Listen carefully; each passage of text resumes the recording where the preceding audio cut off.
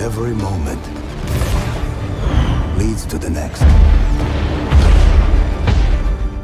For a few episodes at least, the animated anthology series Secret Level seems to depict a wide range of video games and genres. The Dungeons & Dragons episode goes for a fantasy adventure, while the one for Unreal Tournament does sci-fi carnage. The art style used to adapt the martial arts of Sifu is more stylized and cartoonish than the realism favored by the episodes that follow. But it's not long before the monotony kicks in, the kind you feel when you're watching too many video game trailers and noticing all the common threads, dreading the inevitable next appearance of a crafting menu, a skill tree, or a floating companion character. A good half of the shorts in the latest project from Love, Death and Robots creator and Deadpool director Tim Miller include a montage of characters dying. A full fourth of them feature some cheeky nod to a video game protagonist's life cycle of repetition and/or resurrection.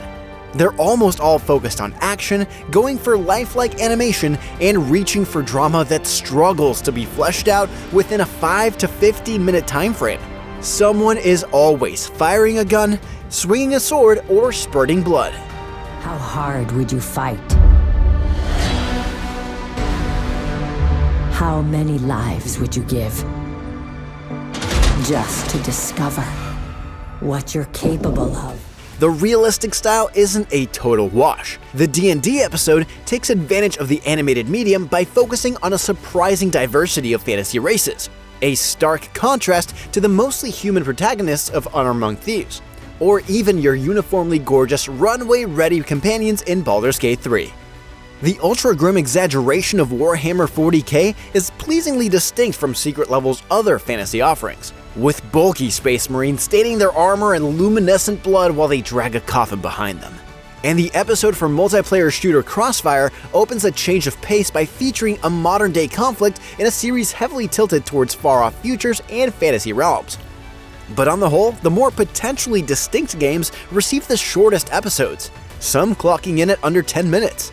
Sifu, Spelunky, and Mega Man at least look and feel different from the rest of Secret Level, but they offer a brief distraction from the series' dull affinity for realism and sci-fi firearms.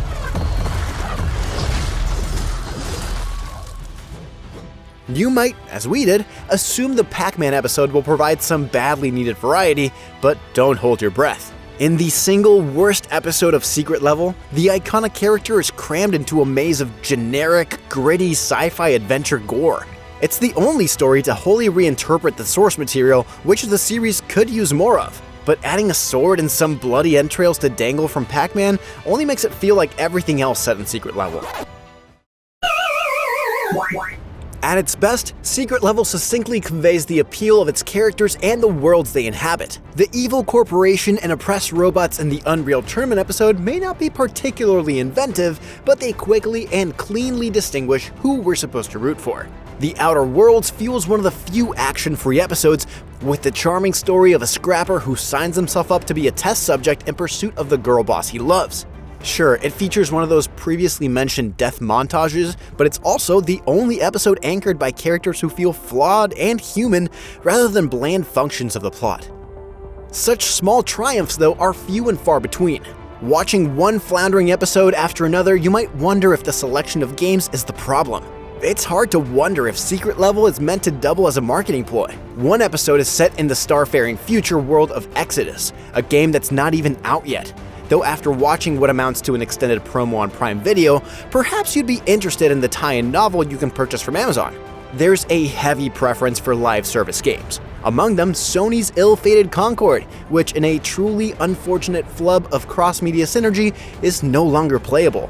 Wait, what? Where's the rendezvous? I didn't catch that!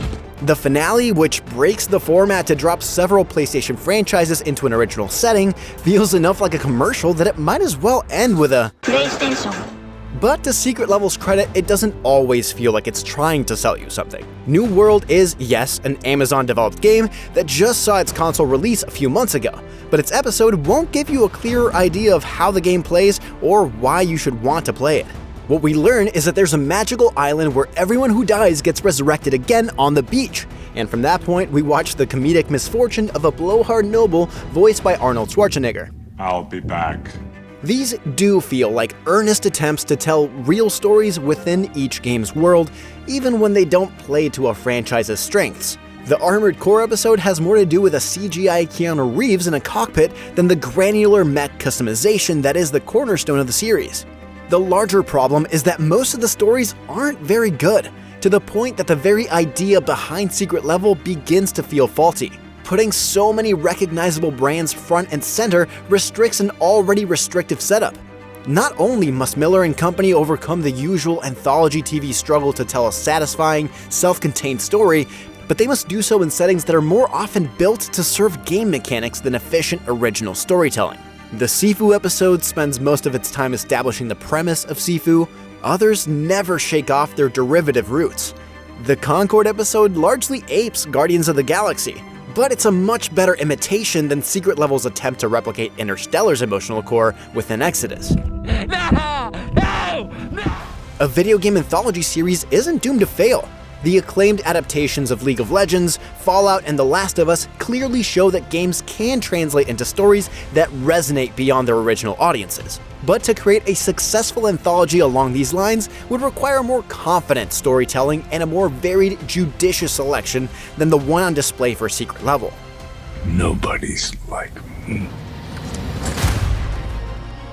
If Secret Level isn't quite a transparent marketing ploy, it still falls victim to the sort of fatigue that results from mainlining one video game trailer after another. Beyond a few highlights, it is too often a humorless smear of action-heavy conflict that fails to convey the breadth of the medium, all while suffering the usual pitfalls of the anthology format. If nothing else, the series accurately represents what a season of Love, Death, and Robots might feel like if it were all about brands. Come in. You have a game to play. For more TV reviews, check out what we thought of Star Wars Skeleton Crew and Arcane Season 2. And for everything else, stick with IGN.